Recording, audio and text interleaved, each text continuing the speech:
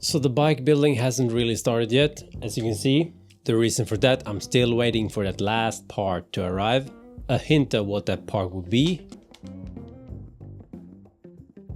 Hopefully though, I will receive the last part for the build, so I can start building at least next weekend. And if there's something special you want to see regarding the build, please let me know in the comments and I will make sure to address that in the build video. So my plan to start building this weekend didn't happen. Instead, me and my mates went to Tokyo Cyclemode, which is basically Japan's answer to Eurobike or Interbike or trade shows like that, just in a much smaller version. So there's never really any new exclusive releases or that kind of stuff. So walking around at Cyclemode, you quickly realize how small gravel riding is here still.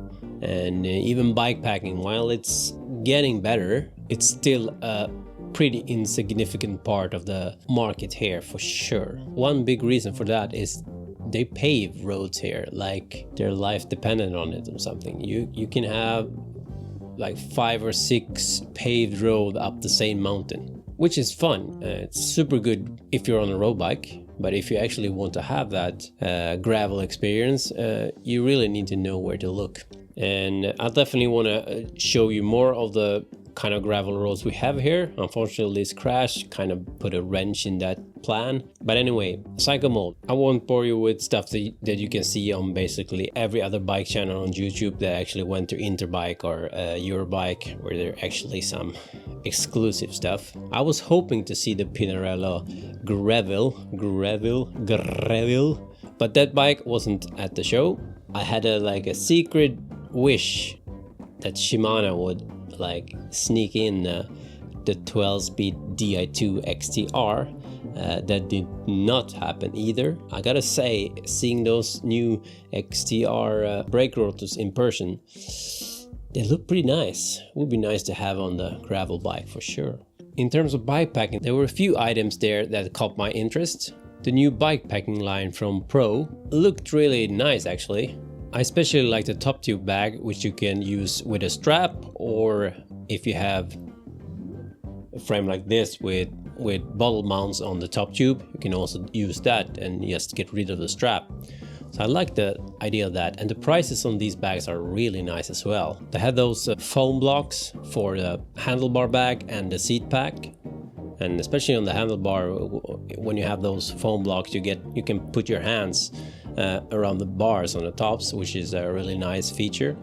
You might have seen that on other bags like Revelant Designs and Ortlieb, more expensive stuff. One thing that was a bit weird though, the handlebar bag looked a bit too complicated than it had to be, with Velcro to attach the dry bag to the inside of the holster. Don't really see the point of that. I also wonder actually how waterproof that dry bag is. The frame bag as well didn't have a strap for the down tube, which I wonder how stable that would be. I guess it wouldn't really be that much of a problem, but yeah, made me raise my eyebrows. The best thing about the Pro bikepacking line though is the price of each item. That's pretty affordable compared to a lot of other stuff out there. I'm actually really interested to try that top tube bag, so we'll see what happens in the future. There were also some other bikepacking bag brands there. New brand that I had never heard of before called Roswheel, I think it's called. And supposedly it's an ex-Rafa designer who is the product designer for these bags. And they looked pretty interesting, I have to say. Felt very waterproof, and the straps, or the straps, or what do you call it, the straps and the flaps kind of almost wraps around the frame, it looks like. So it could definitely be an interesting brand to keep an eye out for in the future.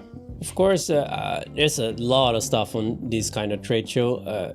Since we're in Japan, there's definitely some weird and quirky stuff like this one-handled cycle and girls carrying VR cycling with weird salarymen trying it out. It was pretty comical to watch, to be honest.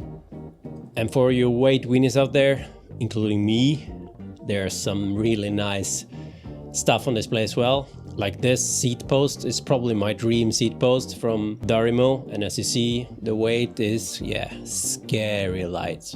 I probably don't want to hang a big bikepacking seat pack on this though, but damn, it looks nice.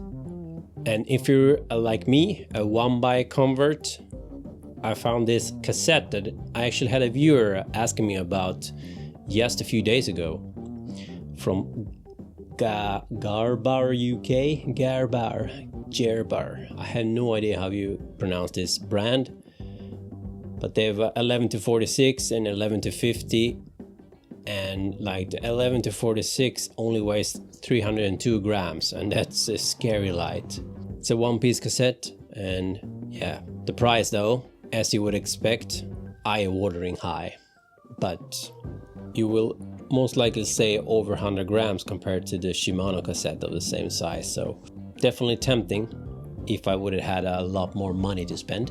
Apart from that though, the Handmade bicycle area is probably the most interesting one if you were to visit one of these trade shows, and it didn't really disappoint. This all titanium build with titanium brake rotors and everything, it's quite unique. But like I said, there's nothing new and groundbreaking here, so I won't really bother you with more stuff from this place. Hopefully this didn't feel like too much of filler content. I try to put up one video a week, but yeah, if I don't hang me. So if you like this, leave a like, feel free to subscribe as well, always appreciated, and I will catch you in the next one. Peace.